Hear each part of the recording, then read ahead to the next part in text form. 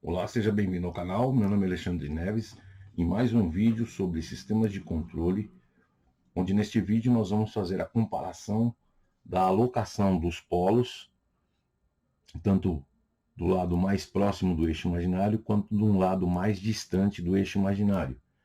E através dessa alocação de polos e zeros, nós vamos poder fazer o cálculo da frequência natural e também do fator de amortecimento para poder obter o ganho para esse sistema.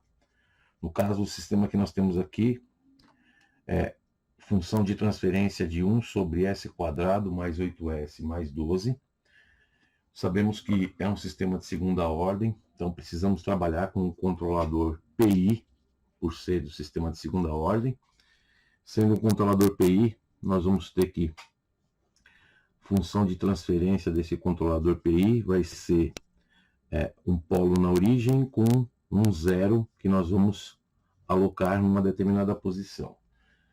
Então aqui resolvendo essa equação, nós vamos chegar nos polos de -2 e -6 para esse sistema. Então eles estão localizados aqui, ó, -2 e -6.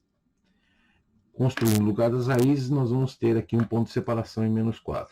Só que nós vamos fazer o lugar das raízes utilizando o Scilab. E a partir daí, nós vamos poder fazer a alocação do zero, escolhendo duas posições. Primeiro, nós vamos alocar um zero aqui, nessa posição. Vou colocar aqui como sendo 1,8. E o nosso polo ele vai estar alocado na origem. Numa segunda simulação, nós vamos deslocar esse zero de 1,8 e vamos trazer ele aqui, ó, na posição -3, para poder ver o que acontece com o lugar das raízes e a partir daí determinar qual vai ser o ganho. Além disso, nós temos aqui condições para a gente poder estabelecer condição do tempo de subida e condição do sobressinal. Então, para o tempo de subida, nós temos aqui a equação que é 1,8 dividido pela frequência natural. Para a estabilização, nós temos lá 4,6 dividido por ψ⍵n. E para o sobressinal, nós temos lá MP vai ser igual a exponencial de -xi vezes π sobre a raiz de 1 menos xi ao quadrado. Para esse sistema, nós vamos estabelecer uma condição de tempo de subida máximo de 0,3 segundos e um sobressinal máximo de 20%. Então, o que é importante saber aqui no diagrama? Quando nós tratamos de frequência natural, nós tratamos de uma linha que ela parte aqui da origem, e o comprimento desta linha é que vai dar o valor da frequência natural. E quando nós tratamos de sobressinal, nós estamos tratando do fator de amortecimento. Pode ver que a única variável aqui seria o fator de amortecimento. E o fator de amortecimento está relacionado com esse ângulo que está aqui. Então nós podemos deduzir que o fator de amortecimento ele está relacionado com o cosseno desse ângulo θ. Se nós tivermos um ângulo θ pequeno, nós vamos ter um fator de amortecimento grande, quer dizer, aumentando, né? À medida que a gente abre esse ângulo aqui, a gente vai diminuindo o fator de amortecimento. Então, o que nós vamos precisar fazer? Nós vamos precisar conjugar os dois casos, tanto para fator de amortecimento quanto para frequência natural, para poder obter qual é o melhor ganho em termos do projeto do controlador. E aí sim nós vamos poder fazer a alocação desse zero e também saber em qual a condição do ganho para isso daí. Lembrando mais uma vez que nós estamos usando um controlador PI justamente por ser um sistema de segunda ordem, tá? Ele vai zerar o erro de regime com um polo na origem e com um zero alocado à esquerda, ele vai fazer com que a resposta seja antecipada, né? Você tem ali uma condição de antecipação da resposta, podendo melhorar a condição de estabilidade. Então, fazendo isso daí agora no Scilab, vamos ver essas duas condições, tanto alocando ali o polo, ou melhor, alocando o zero em 1.8 e alocando o zero em -3, para poder ver o resultado. Então aqui nós temos a nossa função de transferência, 1 sobre s² mais 8s mais 12. Podemos fazer a simulação para poder observar a resposta. Observa que a resposta disso aqui está bem longe para um degrau unitário. Nós precisamos aproximar e reduzir esse erro gigante que existe aqui. Então vou fechar aqui e vou construir o nosso diagrama de lugar das raízes utilizando o Scilab. Como que a gente faz isso? A gente vem aqui no console, ó, eu vou abrir um SciNotes, pode ver, abre o programa editor de texto e SciNotes. Então quando você abre o SciNotes, é como se fosse um bloco de notas do Scilab. Nós vamos inserir esse programinha aqui, ó. Primeiro eu vou colocar o zero em 1.8, como eu havia falado anteriormente. Isso vem para o denominador. Pois no denominador nós vamos acrescentar o polo na origem, que seria o S. Observa que ele está multiplicando aqui a nossa função de transferência, S mais 2, S mais 6, com o polo na origem. Aí nós vamos utilizar esse H, que seria o Syslin, que ele vai fazer a relação do numerador com o denominador, para poder construir o diagrama lugar das raízes. Então, Evans seria a construção desse diagrama lugar das raízes. Esse outro comando aqui, mtlb axis, seria uma relação que existe para o Scilab com o MATLAB. Então aqui eu estou colocando -12 até 1, -10 até 10. Você pode até alterar aqui. O que é isso? Aqui é a escala do eixo X, que está indo de -12 até 1, e aqui é a escala do eixo Y, que está indo de -10 a 10. Feito isso, colocado ali o programa, você vem aqui na opção de salvar e executar. Sempre muito importante fazer essa opção. Nesse caso, ele já está salvo aqui.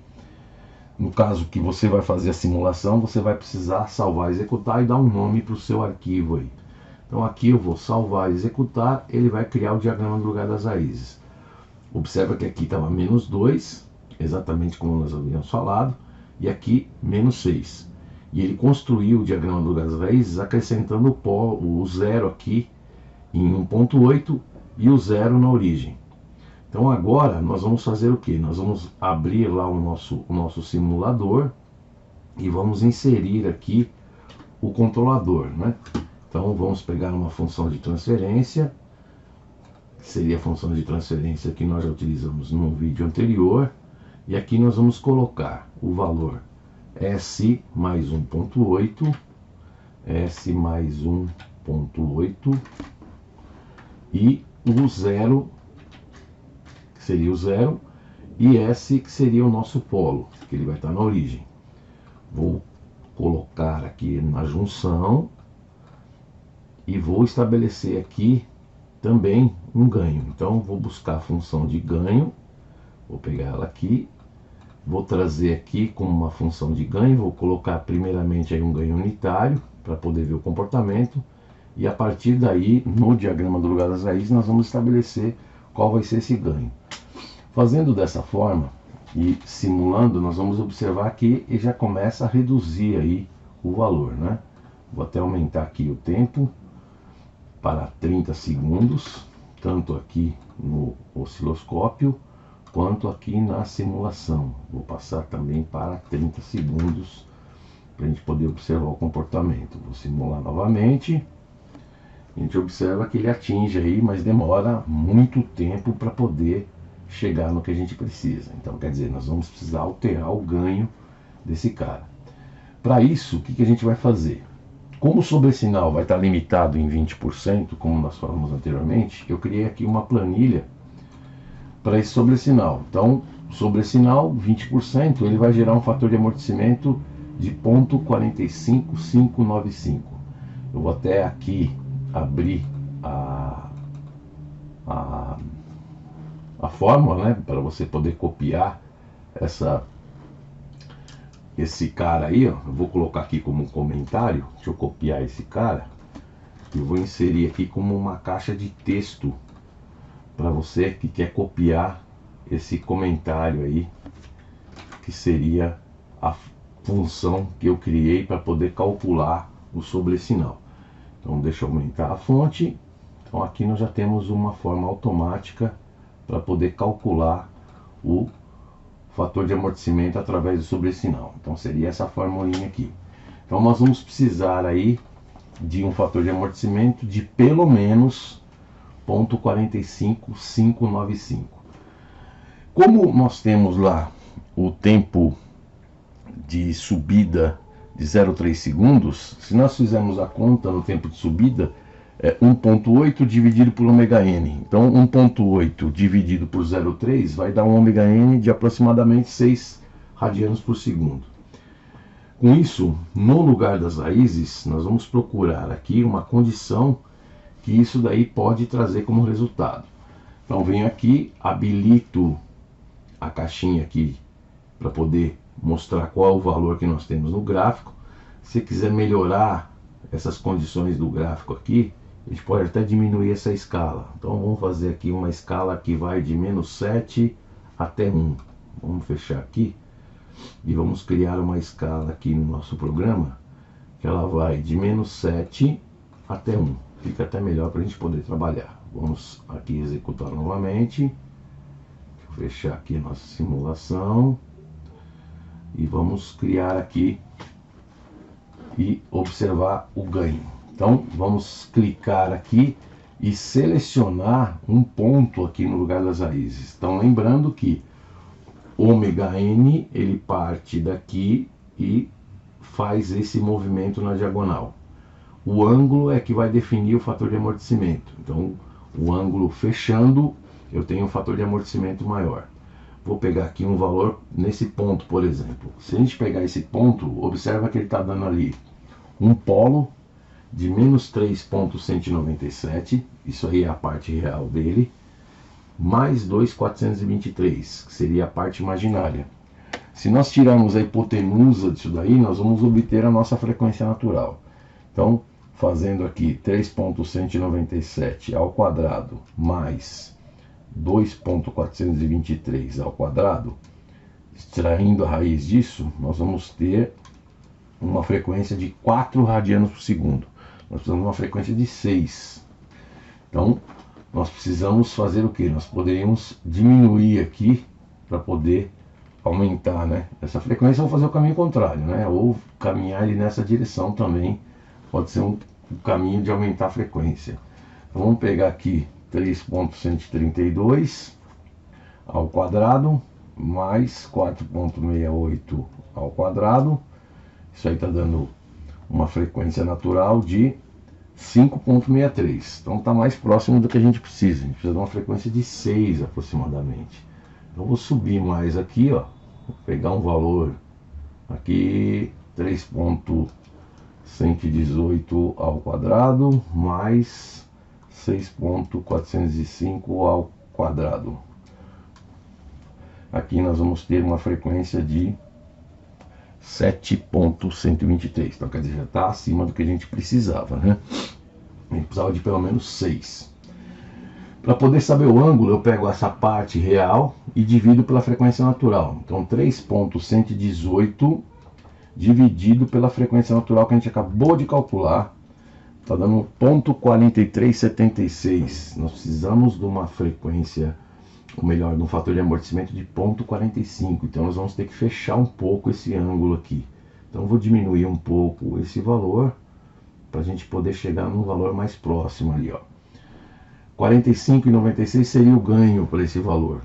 Vamos ver se funciona nessa condição. Vou trazer aqui novamente, vou fechar o meu diagrama e vou fazer a simulação com esse valor de 45 aproximadamente. E vamos ver o que vai acontecer com o nosso sistema.